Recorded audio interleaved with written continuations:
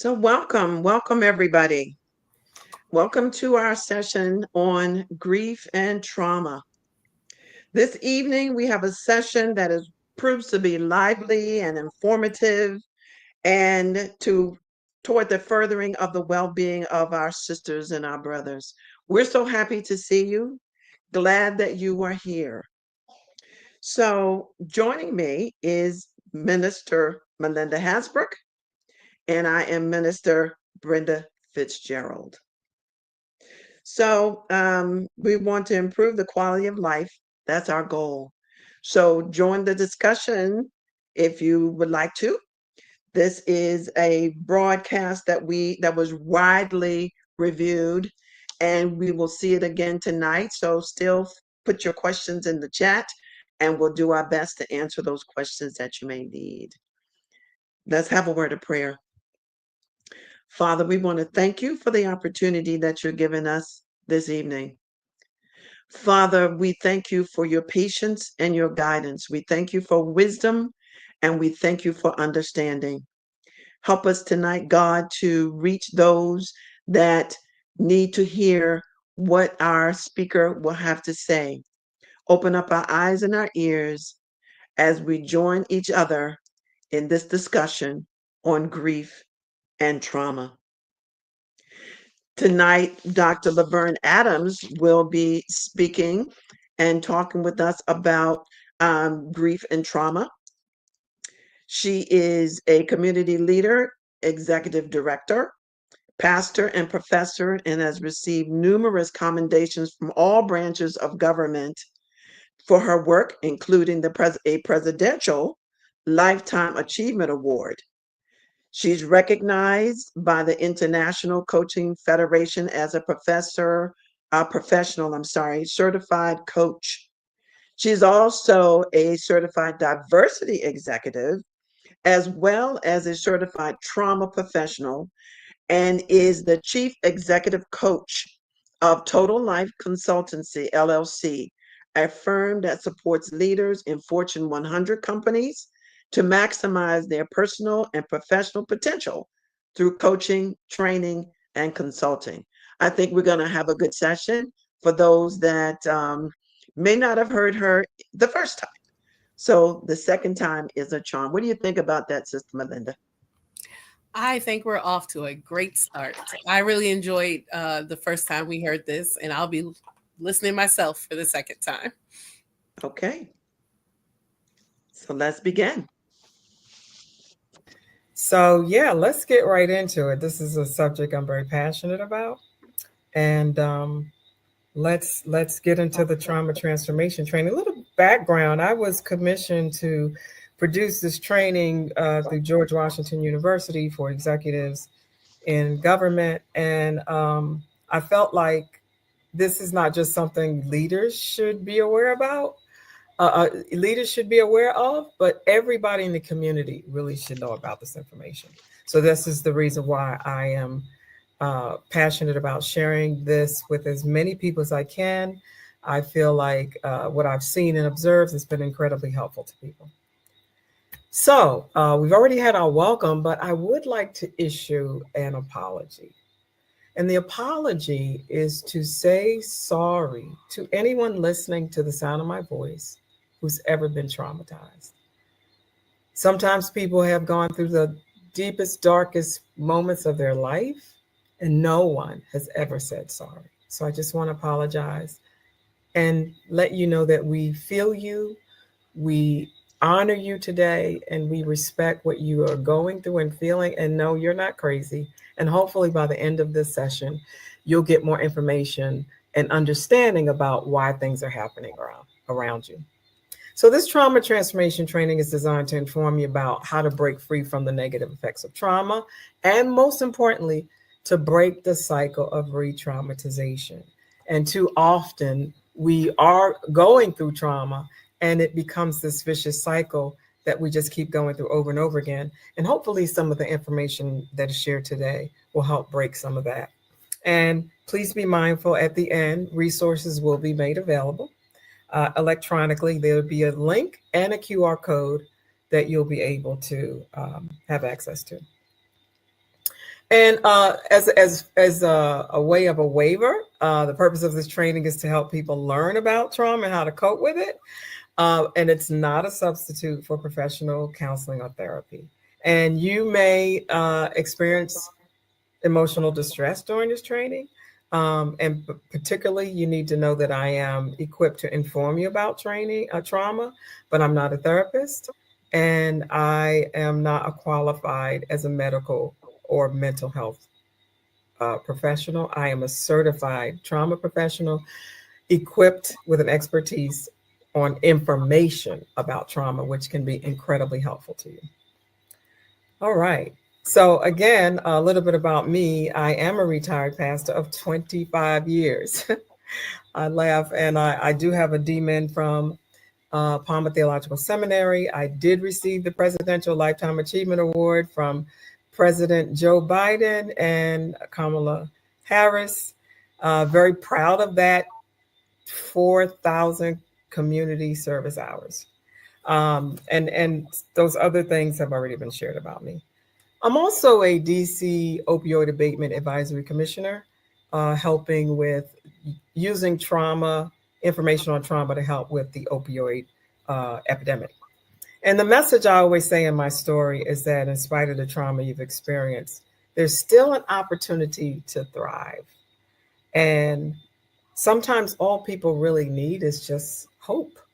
So we want to provide that to you today. And so today, the choice is yours. What you learn can make a big difference in your life. It can transform you and other people around you, but it's really all a matter of what you do or what you learn. So make a decision what you're going to do with the information you received today. And there'll be opportunities for you to engage in the chat. And what we're asking you to do is to share what you're getting out of the content during the training.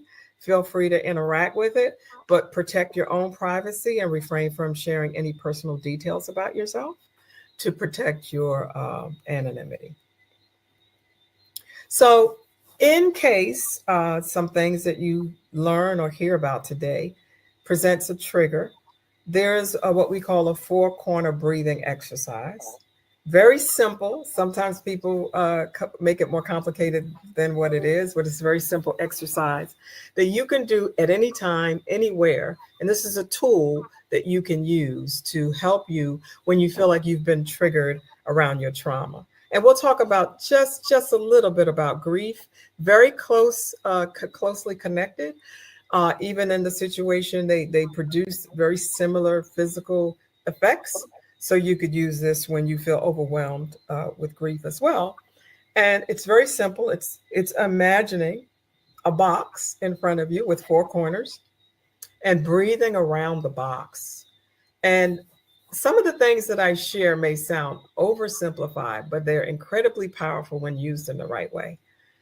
So when you breathe around the box at the left side of the box, you're going to breathe in. At the top of the box, you're going to hold your breath. At the right side of the box, you're going to release. And at the bottom, you're going to rest. So it's breathe in, 2, 3, 4. Hold, 2, 3, 4. Breathe out, 2, 3, 4. And rest, 2, 3, 4. And we typically do that in a session 4 times just to practice, but you can do it as many times as you need to in order to calm yourself down. So what does that do? The breath in is your normal breath. The holding is to slow down your heart rate and to a place where your body begins to feel safe. And then the breathing out and the resting does the same thing. So your heart rate is now telling you that you're safe and this is under your control. And that's what makes this so powerful. This whole training is really about what you can do for yourself instead of feeling out of control and overwhelmed. Now you have tools that you can actually use to calm yourself down. And hopefully this will be helpful for you. I'm going to do it one more time. Again, don't overcomplicate it. It's a breathing in, 2, 3, 4. Hold. 2, 3, 4. Breathe out. 2, 3, 4, and rest. 2, 3, 4. And if you tried it, just put in the chat if you felt any difference by doing it. All right. So here's our agenda. We're going to talk about what trauma is, how trauma affects the body, and ways to help overcome trauma. But the first thing we want to talk about is what is trauma. And I typically get my audience or participants to read, so I'll be doing a lot of reading today. And the I'm not sure if, because what I'm seeing, it looks like the slides are off, probably the way it was uploaded, but I'm just wanted to make note of that. So, what is trauma? It's an event or series of events, an experience or prolonged experiences, and or a threat or perceived threat to a person that affects their well-being. That's the SAMHSA definition, Substance Abuse and Mental Health Services Administration. But the bottom line is trauma is anything that affects your well-being. Very simple. Whatever it is that affects your well-being, we can label as traumatic. And trauma then is an event, it's an experience, and it has effects. So let's look at the list of traumatic events. Diagnosis of a severe illness or medical condition, chronic mental health conditions, some highly invasive medical procedures, prolonged separation from family members, death of a parent or loved one, neglect during childhood, physical and sexual abuse, family alcohol or substance use disorders, chronic marital or partner discord, domestic violence, systemic racism, discrimination, oppression, genocide, displacement, environmental disasters, pandemic, earthquakes, human-made disasters such as school shootings, terrorist attacks, wars, underemployment. Oh my God, I'm losing my breath. Homelessness, poverty, community violence, war-related violence. Trauma is pervasive. Trauma is universal. Trauma is inescapable. So I want to ask you a question. Who gets traumatized? After reading that long list, who would you say gets traumatized? And feel free to put something in the chat if you have an answer.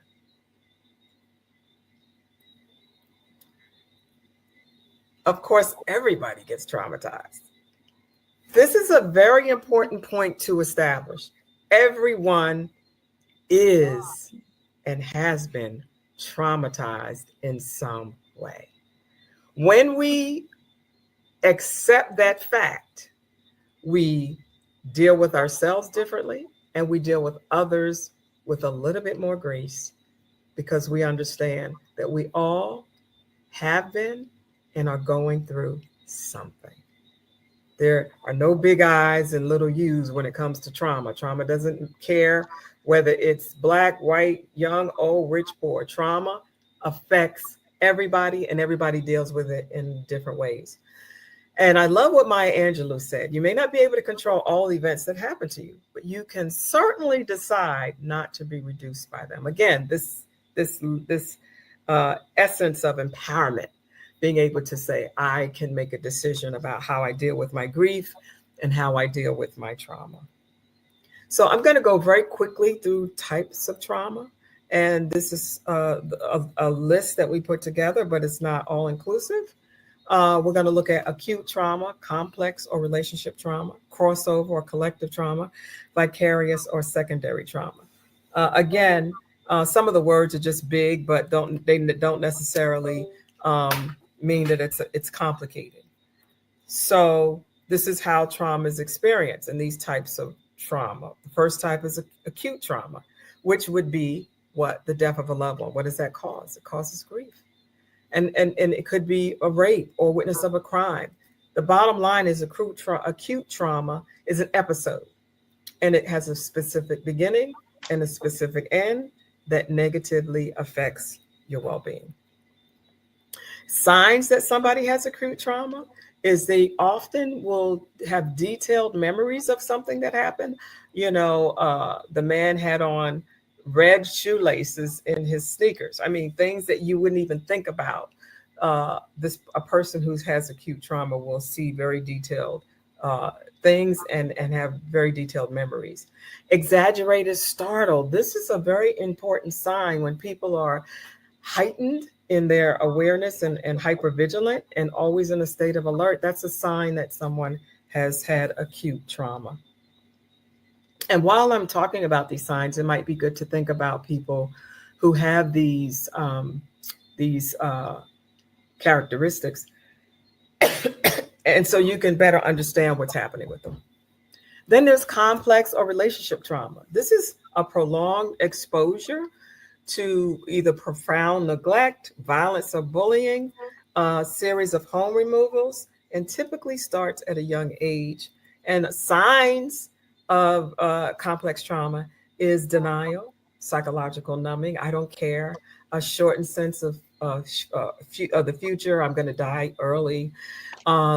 This person might go into rage or social withdrawal or overwhelm, or may completely disassociate and shut down because their brain just cannot function and handle what's happening because the complexity of the trauma. And then there's collective trauma, which is a shared psychological and emotional reaction to an event that a group or society, a large group of people, or an entire community has experienced. And that would be a school shooting or a car accident or dislocation. And I would venture to say, as it relates to DC, gentrification. That's also what we would consider collective trauma. Some signs, and this is really important, the things that I've observed myself of collective trauma, is this perpetual mourning and depression that people who have experienced collective trauma just it's always raining. Um, Something is always wrong. Things are always bad, and they can't seem to get out from under it. This person may also have chronic pain and is constantly irritable. They may have sleep disturbances and even concentration problems.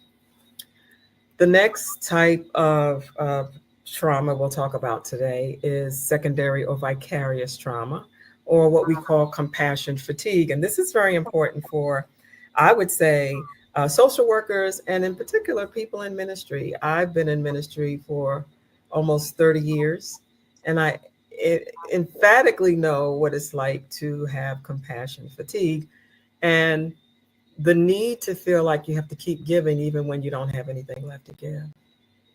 And I want to say the devil is a liar. Mhm. You need to take care of yourself first. Take care of yourself, love yourself as you love your neighbor. You got to love yourself first. So I want to break that cycle of killing people for the sake of ministry. It's just not biblical. And we need to be very careful about that. So it not only impacts now, trauma not only impacts the person, but it also impacts you as a staff person or ministry person because it's almost like transferring onto you. And if you're not trained in how to deal with, to recognize trauma, it will not only transfer onto you, but it will also impact you and could even trigger you. So this is something to recognize so that you do not re-traumatize people in the event that this is something that happens to you. So what are some of the effects of trauma? And before I move on, I know I said a lot. I want to give an opportunity to anyone who has questions. Um, and let's see if there are any questions or comments, even from those in the room. We had a couple comments from some, and one of them was at the beginning that music is a trigger for them, but they love music. How would you suggest they still be able to connect to music? Maybe it's a genre thing, but if you could speak on that.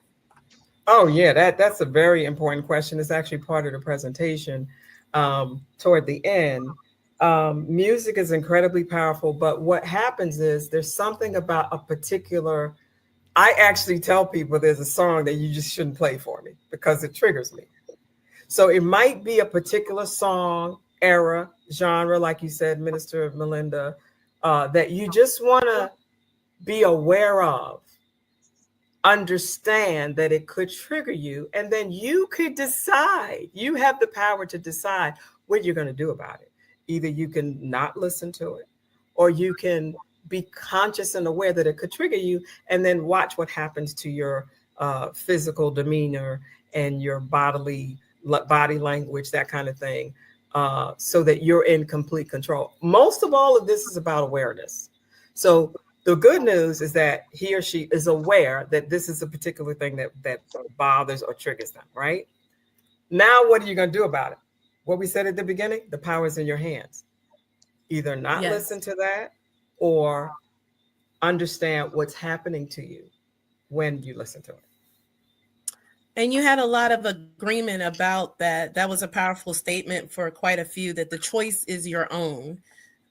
So we had a lot of people comment on that, and the exercise that you did at the beginning, which if anyone missed it, they can always replay, but also save it to do again. There were a few comments about it being refreshing. I know for myself, it helped me relax for the first time all day. Good, So, good. but it's been quite powerful. Beautiful, beautiful. All right, so can we go deeper? Hmm. Yes. Well, someone asked Oh, the question, can family matters or issues cause trauma? So I'll let oh, you hold on to that definitely. one whenever you're ready. Definitely. Let's hold on to that one. Let's see if we answer some questions through the content. So, what are the effects of Okay. trauma? What are the effects of trauma? And sometimes we talk, we don't, raise your hand if you hear everybody talking about trauma lately. Trauma, everything's about trauma, but there's so much we don't know about it that once we begin to know, we get this level of understanding. It doesn't have this cloak over us like it used to, or doesn't have the power over us like it used to, because we have an understanding.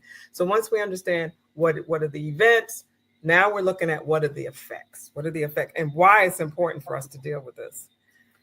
It's how it's experienced. And it's a result of trauma is a result of an event that your body cannot fully deal with. Something happened, you know, you can put in the chat what a traumatic event could look like. This thing happened. Your body was not designed to do trauma. So it stores it until it figures out what to do with it. And it starts to either replay or re-traumatize you. So it's stored in the body, it's stored in the brain, and until it's resolved, it gets relived over and over and over again. And this is what we call being stuck in a vicious cycle of re-traumatization. And this is what happens is you get this stinking thinking. Everything is wrong, everything is bad, you can't trust anybody. And I don't know about you, but as someone who is a trauma survivor, that's something I didn't want to stay like that for the rest of my life. Everybody is not bad, everything is not wrong, and I needed to find a way to get out from under that. So I hope this is helpful, because there is life after trauma, and I want to make that real clear. Dr. Adams, Yes. as you were talking, and from the beginning slides until now, in there, you don't really realize how much trauma and how much of a journey it is to walk through all of this every day, because Life. it's just it's about trauma. We're traumatized. It's about living through this life. You're absolutely right. And I'm glad you said that. I'm kind of moving quickly. This is typically a 2-hour presentation. I've cut back quite a bit, but I kind of whipped through a lot of the experiences and events, because it's everything every day that could traumatize you. But there's hope and there's help. And the reason why it's important for us to know that it could happen at any moment is so that we can prepare ourselves. And later on in the presentation, I'll say more about that, because it just is. So the more you know, the more you grow. So thank you for pointing that out. So what are some trauma triggers? Trauma triggers is really all about your perception and how you experience your reality. So somebody might get really freaked out when you cut an orange, and it's like, why are you acting like crazy? What? It's not a big deal. Just calm down. Well, there might be something connected to that orange. I mean, something. We talked about that earlier. It might be something to music. You don't know what's happening in the brain that the person cannot control. But I will say, once you're aware of it, you can do something about it. So you might be triggered, and it may create fear, panic, upset, or agitation. But once you feel this sensation going on in your body, you have two choices. Do I go with that, or do I do a breathing exercise and calm myself down? The power's in your hands. And we also have to recognize the mind body connection. So that's why we have the exercise of breathing. That's just one thing you can do. There's hundreds of things. But the breathing now is one that talks to your body that everything is okay. And sometimes when people are triggered, they go into fight, flight, freeze, or fawn response. They're ready to fight you, and you don't even know why. It's just because they were triggered. They're ready to run away, just because they were triggered. So once we are aware, then we don't take things so personal. We don't take things so personal. This is an experience a person is having that they may not be able to control, and I'll share more about that. And here's a good one to speak to what was already mentioned. Some common triggers are people, places, and things, songs, nonverbals, times of the year, holidays, certain kinds of weather. These are all things that could trigger us. So now that I know that there's so many things that could trigger me, why am I just waiting around for everything to trigger me? I shouldn't. I should know that these things trigger me, and I need to learn how to keep myself calm, because I know these things are going to happen. Go ahead. Dr. Adams, in your previous slide, you have mentioned some of the trauma responses, and a lot of people might not know what some of those represent, like especially fawn. And I know they're very related to animal instincts, but if you could just explain what some of that looks like for people. Sure. So for the fight, of course, that's obvious. People, you may just say hello and somebody goes, what's so good about it? Hello, hi, good morning. What's so good about it? They want to fight. They might be triggered in a trauma. They may be having a trauma experience, and you don't know that. So that's the fight. And then the flight is, you just can't get a person to connect. And I'm going to say this, since this is a church related group. Sometimes church can be triggering for people, and they have the trauma response to run, not to come back. There's something that happened that triggered them. And again, I got 30 years to tell. I got 30 years experience to tell you I know what I'm talking about. Okay. So we have to understand that, and sometimes, all the times we have to recognize church is not always in the building. We can minister to people wherever they are. Let's get out the box. And sometimes they may need a phone call, but they just can't get in the door. So again, this helps us open up a variety of ways of doing ministry to help people when they need it the most. Freeze is somebody might they get messed up when it comes time to take a test. They just can't think clearly. And then the fawn is they feel afraid, and they like a little fawn. They act childlike, infantile. So these are the responses that these trauma triggers can provide. Yes, I'm go ahead. I don't want to seem like I'm rushing, so slow me down at any time. I'm just you're doing awesome, and we can always have you back for a second part. Okay. Without a time. I think it's very helpful what you said about everything, but what you just recently said about trauma that has happened connected to a church relationship. for people, and we definitely want to be careful to never skip over that. And I appreciate you bringing that forward. We've mentioned that before in our beginning sessions. And then I guess a question is, well, what do you do with that when you encounter it? We're really blessed with the Simple of Praise to have so much virtual connectivity. So I know I've told people that maybe if they're thinking about coming back into the church, they can start with the YouTube or the Facebook experience so they could see what it's like, so they can have that exposure. But what are other ways? Because a lot of people do want to connect, but they've been traumatized. No, I think that's a perfect response. You give them other ways, other options, other avenues, and sometimes a text message, an email, a card. It's real simple. It's not that deep.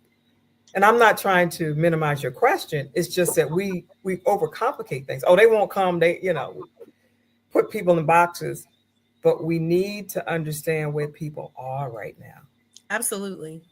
Absolutely. Was that helpful?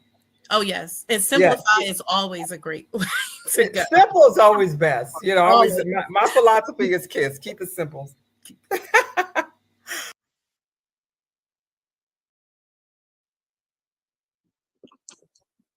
So how powerful was that? I really found that to be amazing. I know I was in the first session, the first time we did this, but I was following along this time, learning even more.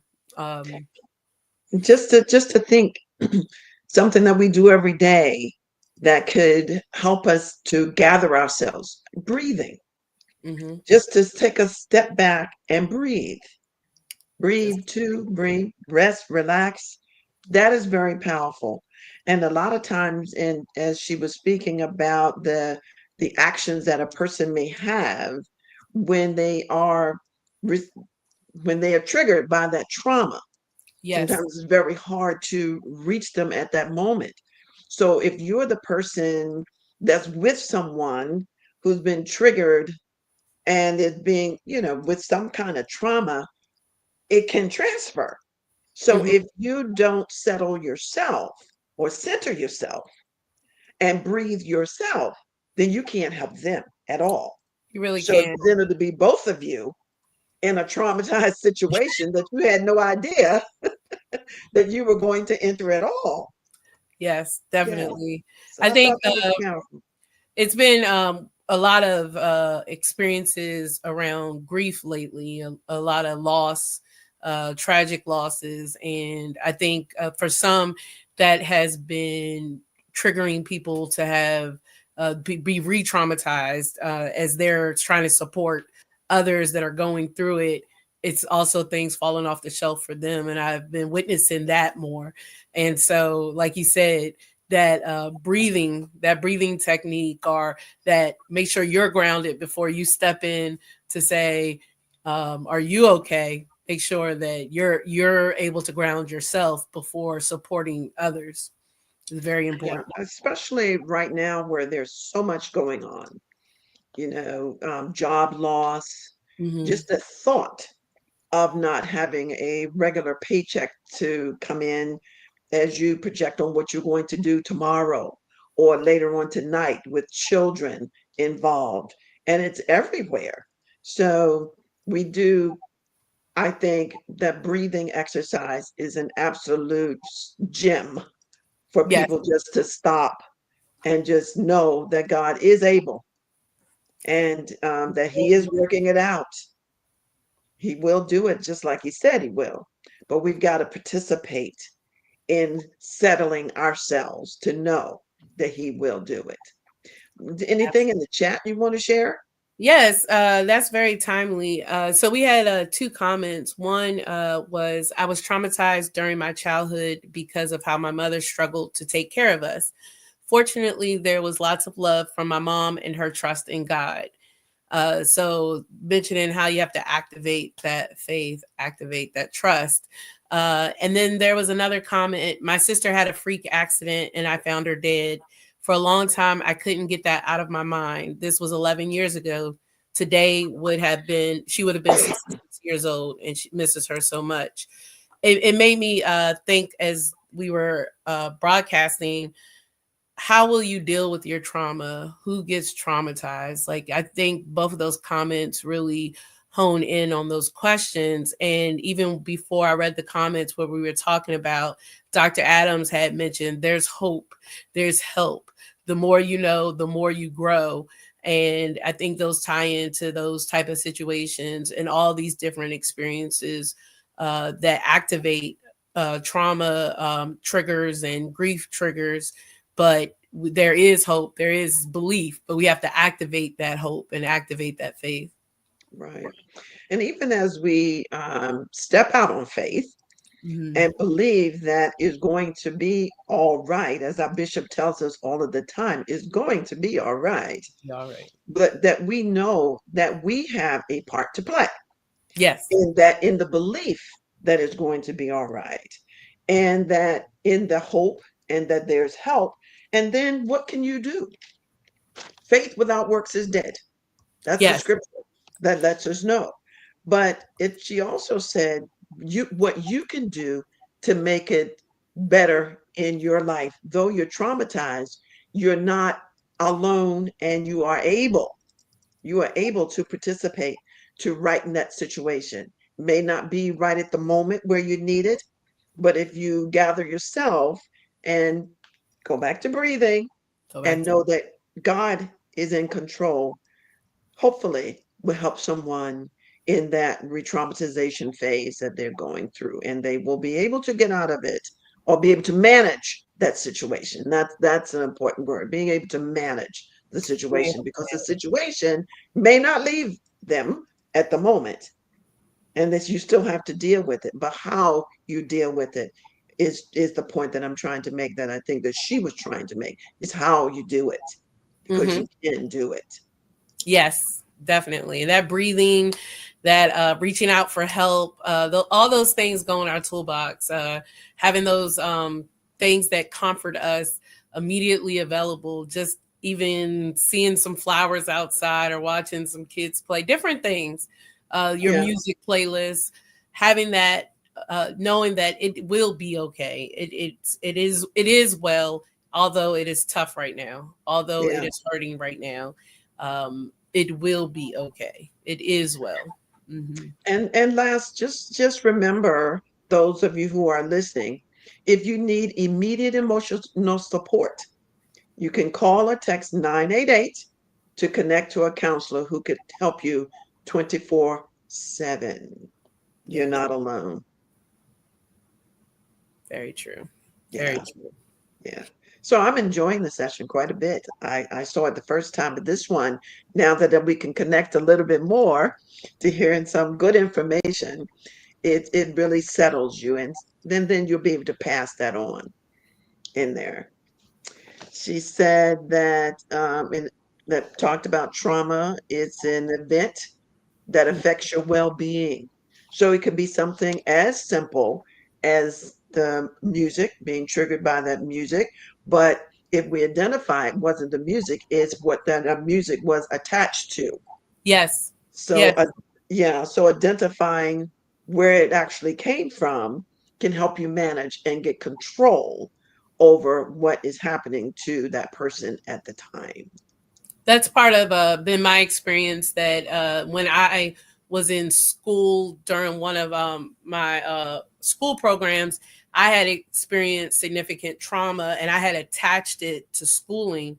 But then I realized later, after getting help and then being in an academic setting again, I realized that my love for the academic setting, that was different than what happened with the trauma, and being able to detach those, I was able to get back into something I love, which is to learn, and keep that trauma part as something that was different. So it is a real thing. And it could be with smells, it could be with sounds, people, like it's a real thing.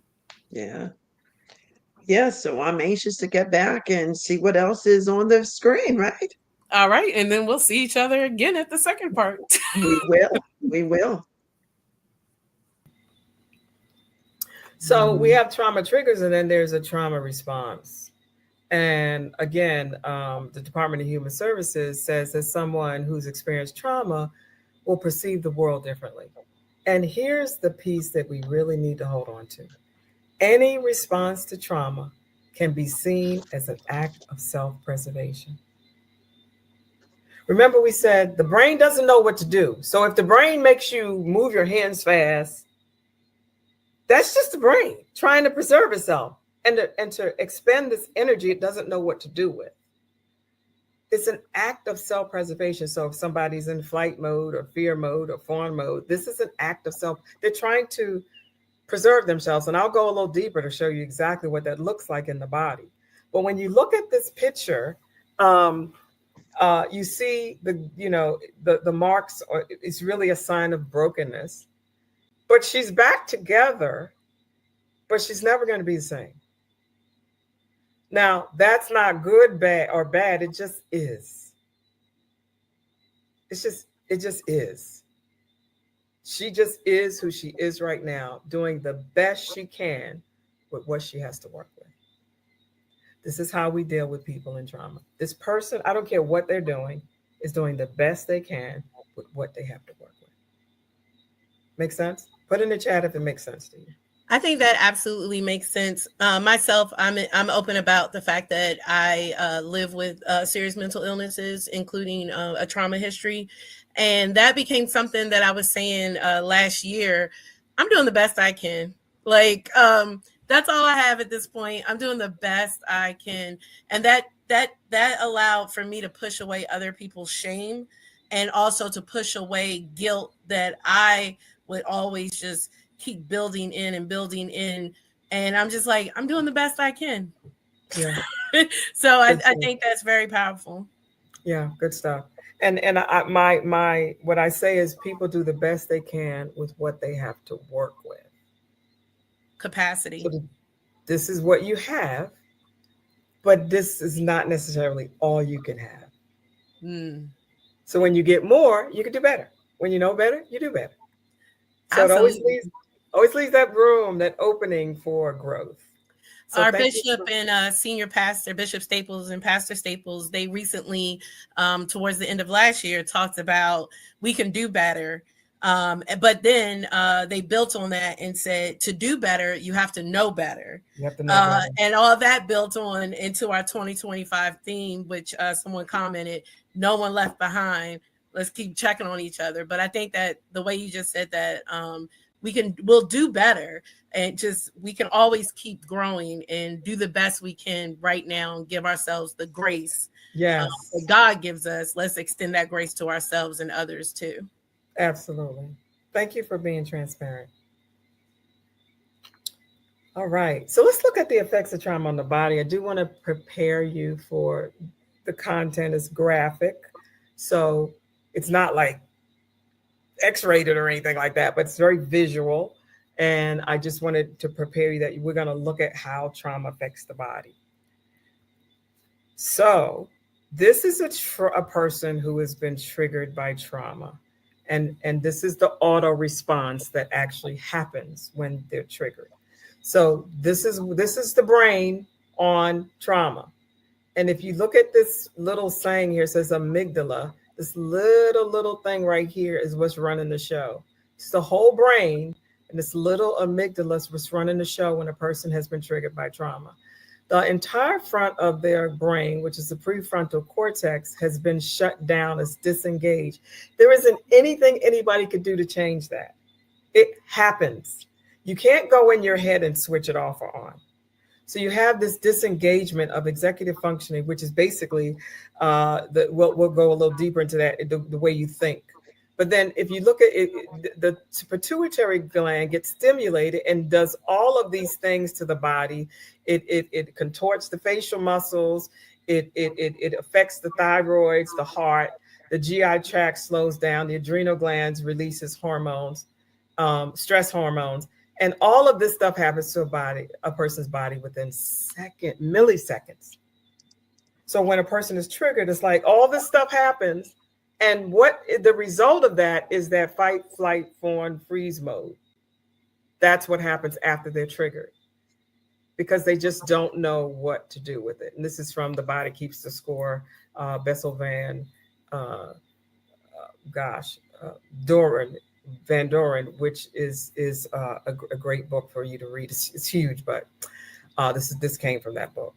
And then here's what it looks like to understand in terms of what the prefrontal cortex does. It is it's the power of your self control and decision making. So now all the decision making is gone. It's just locked off. So it's no wonder people do crazy things when they're traumatized. For example, if a police officer pulls you over and you get out and run, it's a trauma trigger auto response because you don't know what to do. This is a flight response. Does it make sense? Is it making sense? You can put in the chat if it makes sense. All your decision making goes out the window. Your thinking becomes black and white. Either I'm dead or alive. Either it's good or bad. Either it's up or down. Because the thinking, the memory, and the decision making is gone offline. And then this little amygdala, which we talked about earlier, is your emotional regulation and the fear response. It causes the primitive brain to be activated. And then, of course, the hippocampus, which is the learning, it goes offline as well. So this is just so you could see what happens and how important it is to know what's happening to you and to be aware of what's happening to you so you could do something about what's happening to you instead of just being overwhelmed and overtaken by it. So Dr. Adams, this is clearly telling you what is happening when you're just standing there paralyzed. Precisely. You just don't know what to do. Precisely. And it can make you have that fond kind of infantile or kid response because you just don't know what to do. You don't know what to do. And this is where grace comes in.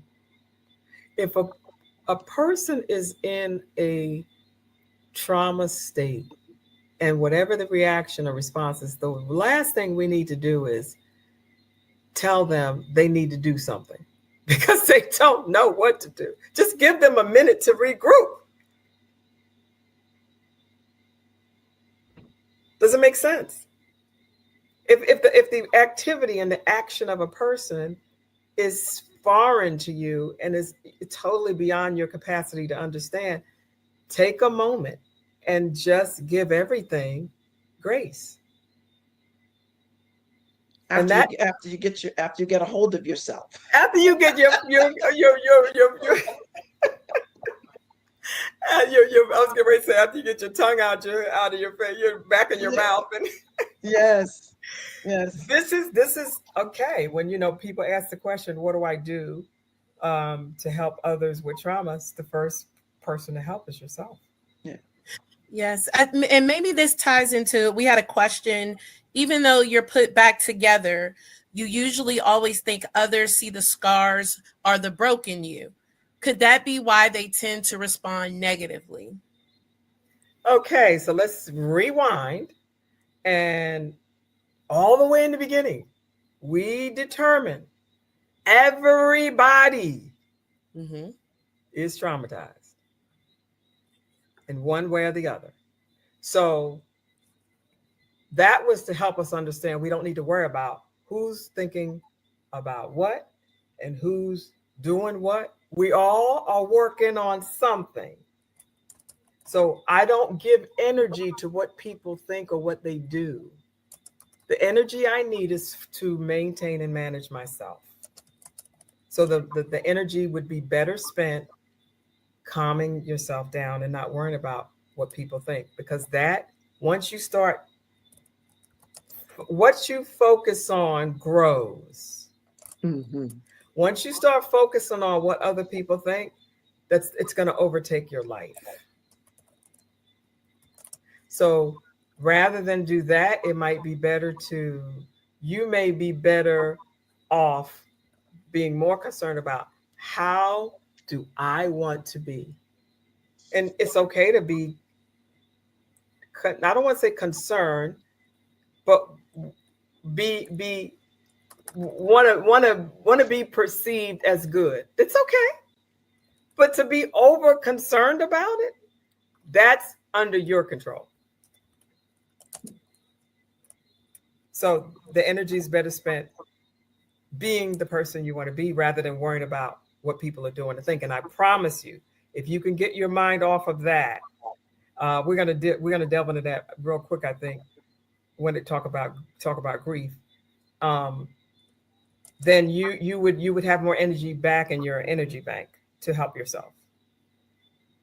Stop worrying about what other people think. Yes. So almost done, almost down to the wire. Just I was looking at the time, and trust me, I'm here as long as you need me to be, but I don't want to overstep my bounds. So we're in a trauma matrix. We're back at the beginning. All these things cause trauma. Life is traumatic. It's pervasive. It's everywhere. But we don't have to walk around like we're walking on landmines. We have to be prepared. It's better to be prepared. So how do we get out of this trauma matrix? How do we break the cycle of trauma? How do we get unstuck? How do we live a more productive life? And how do we overcome trauma? Well, the first thing we shouldn't do is adopt unhealthy behaviors, which is what a lot of people do. We adopt unhealthy behaviors. We take opioids, pain relievers, drugs, alcohol, eating, and the list goes on and on. And that's not the answer. Now, it doesn't stop the fact that it may be happening for people. It's just not the way to get to overcome trauma. It almost intensifies trauma, if you will. So what we can do, and this is the most important thing that I've said here tonight, and that is to build your own resilience. And that is through self-care, and that helps us to reduce the negative effects of trauma. Again, my presentation is skewed a little bit, so some of the words are off. I'm not sure if people can see it correctly, but building yourself up could never be overdone. You just have to think about, what am I doing to take care of myself? What am I doing to make me a better person, so no matter what comes down the pike, I can handle it better? And this is what primarily helps reduce the effects of trauma. If I'm on 100 all the time, the next drop is going to make me bust out. But if I've done my self-care routine and practices to keep me grounded, then something may happen. I'm not going to respond as sharply as I would if I'm on 100. Is that making sense? It may sound oversimplified, but this could save your life. And I'll also say, no is a complete sentence. Yeah. We don't have to always say yes to everything. We don't have, if it means that it's going to take away from my well-being, I'm doing myself a disservice. And I need to think about, how can I care for myself so I can be better for others? So that's one of the things you can do. And then here's something very powerful for you to think. Instead of thinking, what's wrong with you? Somebody might be acting out in a rage, or won't respond or non-responsive. Instead of saying, what's wrong with you? Think about, what could have happened to that person? What could have happened to that person to bring on such a response that you did not create? See, this is what we do. They're not talking to me, or we take it personal. Don't take it personal. You don't know what people are going through and when. Right. So the last thing you want to do is say, what's wrong with you? Rather, what could have happened to that person that they're acting this way? Takes the focus completely off of you and gives grace to the other person. Yeah. And here's my secret for trauma support. And this is what I use to help me understand where people are. Create a space of safety, empowerment, collaboration, respect, empathy, and trust. If we could do these things, then we will reduce the effects of trauma probably by 50%. Create a space of safety, empower people with choices, collaborate with them in making decisions, respect where they are, be empathetic, and be trustworthy. Yeah, I think grace can be an ambiguous word, and this secret allows for you to actually extend grace with some tangible Yes, things. agreed. Thank you, Minister Melendez. It helps to unpack that whole grace. Um, what's the word we use all the time? Uh, it's a buzzword. So definitely. Mhm. Yes, definitely. All right, so here's some tools. Before I give you the tools, I just want to know because we're kind of a little over time, and I'm going to go through the tools pretty quickly. Uh, is there any questions or comments that we want to address? There was a earlier question that perhaps you could address or guide. There was a question: how does systematic trauma, such as racism or sexism, impact individuals and communities? Oh yeah, I think I did. Like I did cut out a lot of the presentation because, like I said, it's 2 hours. I did address that briefly, um, very briefly about gentrification and Mhm. racism.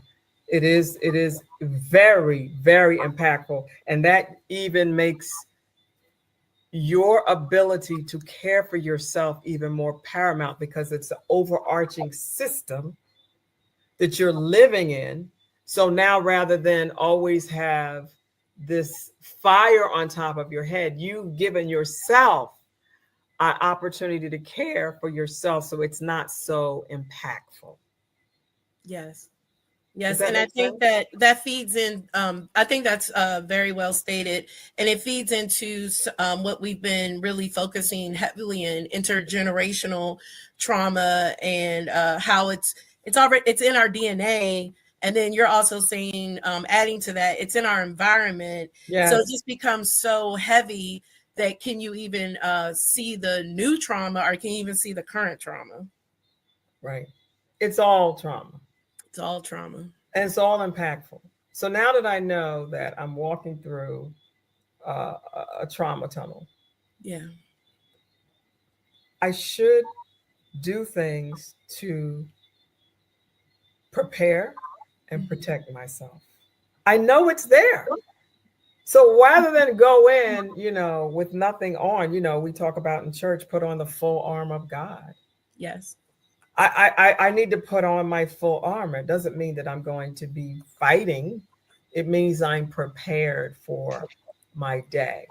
And Mhm. too many times people neglect themselves at the expense of everybody else. And I'm saying if you want to get over trauma, you need to stop that. Take care of yourself. Get a cup of tea. Take a hot bath. We'll talk about some of these tools. And these are not the end all be all, but it's no silver bullet. It's not a quick fix. But you can be healed from trauma, and I'm a witness.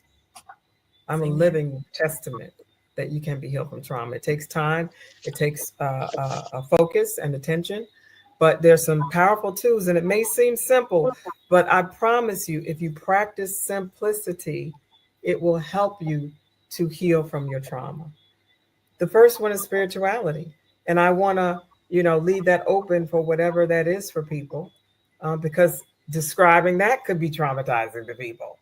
But we know that spirituality is a belief system that gives meaning and purpose and sacredness to life.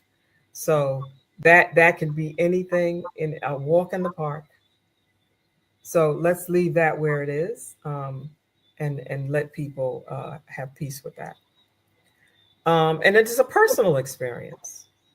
So it's something that transcends yourself and God, and believing in a greater power greater than yourself. Then there's what we call grounding exercises that can help you calm yourself during or after a traumatic event, which is slow breathing, and we talked about that in the beginning. That's why we practiced it early on, and it will work wonders for you. Like they say, it'll work if you work it. All Mhm. right. And then, believe it or not, moving your body, either jumping jacks, jumping up and down, jumping, jogging in place, jumping rope. These are trauma release exercises. If you feel yourself tightening up, rather than crawl up, crawl up into a ball, you can release that trauma. You see how empowering this is? You don't have to just allow yourself to be overtaken by it. If you feel, again, this is really all about awareness. If you feel yourself being overtaken by this trauma trigger, become aware of it and do something about it, whether it's, taking a nap, getting some tea, doing these trauma release exercises, so forth and so on. And then yoga has proven to be a way to help people feel centered and to have a better mind body relationship and improving their relationship with others. Again, that's that mind body connection. And then dance. Dancing is a way to, sometimes people do praise dance. It doesn't matter what kind of dance you're doing, you're moving your body so that the trauma doesn't find a place to store itself in your body. And dancing also releases endorphins and all those other good um, happy chemicals to help you overcome some of the trauma you're experiencing. Art therapy is a way to get what's inside out of you and help unburdens people to have a way to express their trauma. Again, this is really about liberation and helping people be empowered to become free from the things that bind them. And you can't tell somebody what that looks like. Can I get an amen, church? Amen. Amen. You can't tell somebody what that trauma looks like on side and on the inside of them. But if you give them an opportunity, they can get it out. And my God, sometimes we can really be amazed at what they see. Music therapy, we talked about this. Music therapy is a very powerful tool to heal.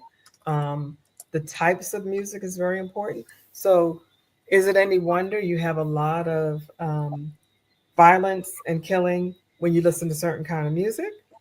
And when you listen to other kind of music, the studies show that there are benefits to listening to music and that it takes 13 minutes to release sadness and just 9 minutes of listening to music to make you happy. So you can change your own state if you avail yourselves to the tools that you have in front of you. And then if all else fails, psychological therapy.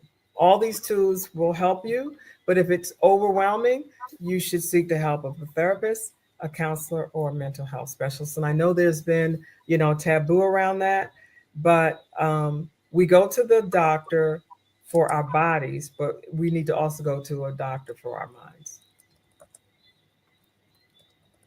Or you can just breathe. And there was a video, we're not going to be able to see that. Um, but I I'm going to posted leave. it to the comments so people will be able to see the video that Oh, you good. for us. Excellent. So Excellent. if you And look I'm at the comments, anyone watching on Facebook or YouTube, wonderful. So if there's anyone with any questions or yes. comments, I know I'm over time, but I just wanted to honor that. We had, I think, a great couple comments to wrap up. One was unhealthy behavior is emotional suppression and avoidance.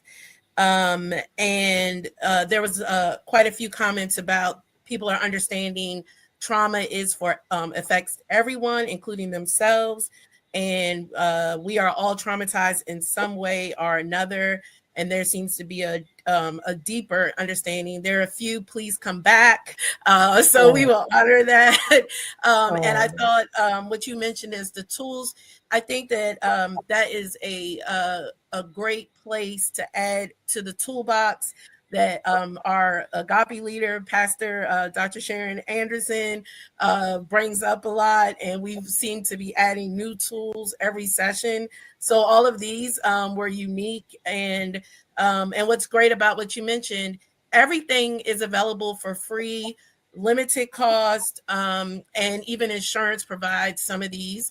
And so if people need help finding those resources, we definitely want to connect them to you. Look at that, scan the code, and we'll put the link here also, and also reach oh, out. I'm sorry. The code was is tiktokdc.com/survey. It's just because of the way the Yeah, presentation is squared. So if you could put that link in the I chat. did, and it did show up on your screen. Oh, good. And I it's just in the can't see chat it for some also. reason. Okay, I'm Yep, sorry, it's in Minister the Mia. chat also. And then we also always reach out to us too. No problem. You're doing great. Wonderful, wonderful. Um, Well, if there are no other questions, I just want to thank you for the opportunity to share this information. I'm very passionate about it. I really believe this is my purpose for being on the planet, to help people know how to handle trauma and be the best version of themselves. So, the last thing I want to say is that today you could be standing next to someone who's trying their best not to fall apart. So, whatever you do today, do it with kindness in your heart. Amen. Dr. Adams, this is really, really wow. That was a wonderful, wonderful session. What do you say? Isn't that great? And it That was just, great. yeah, and it just goes back to something as we talked about that it's economical. Saying a kind word to somebody, just being Hmm. patient with that person because they just might need that lift, that moment to manage themselves. She said, what you focus on grows, and Yes. the self care is important. Handling me better makes me better because I'm stronger when I Hmm. have control over myself and my actions that otherwise would carry me in a totally different direction. So very true. So very true. Yes. So those were I the last words before we end this session. And if you enjoyed this session, we have the Agape groups on each week now. The first Wednesday, which is like where we are now, is on grief and trauma. The second Tuesday is financial literacy. The third Wednesday is the mothers group. And then the fourth Wednesday is caretaking. Mhm. So if you're looking for some escapes or some information and some support, please come out on one of those days and join us to have a discussion into building you from the inside out. Yes. So that's the minister, Melinda. Any last words, and then you can pray us out. We had a few comments come in and support along the way, and I'll just mention that a lot of it was mentioning things that to remember that all trauma is impactful, that it happens in multiple ways, and that you can treat trauma and prepare. When we know we have had some trauma, it's important to prepare so we're not reactive. And water aerobics and therapy were mentioned by some of our members. So I think those are all great. Even if you are not able to be mobile, one of the biggest things we know is praise. So you could whether you might be praise dancing, but also that voice that is definitely a trauma treatment plan. So I would say that the kindness that's very important and it's contagious. So that's all we have, and I appreciate everyone who has who watched and who will be watching later and has joined in the conversation. Anything else before I close this out in prayer? Now that's it, my dear. All righty. And we also thank you for our media team and our faithful deaconess, Sabrina, for who is back there helping us drive this forward. Our Father who art in heaven, we thank you for the opportunity to gather in love, unity, and purpose. We are grateful for the vision and faithful leadership of Bishop Glenn A. Staples and Pastor Sharon Staples. May you continue to bless and keep them, strengthening their hands and the work you've called them to do. Thank you for how wonderful the Agape groups have thrived under Pastor Sharon Anderson's guidance. Lord, many among us are walking through seasons of grief and trauma. We lift them up to you now, asking for your peace that surpasses all understanding to surround them, body, mind, and spirit. Be their comfort, their anchor, and their hope. As we prepare to depart from this space, but never from your presence, let what we've shared tonight continue to grow in our hearts. Help us to walk in love, kindness, to carry each other's burdens, and to reflect you in all we do. In Jesus' name we pray. Amen. Amen.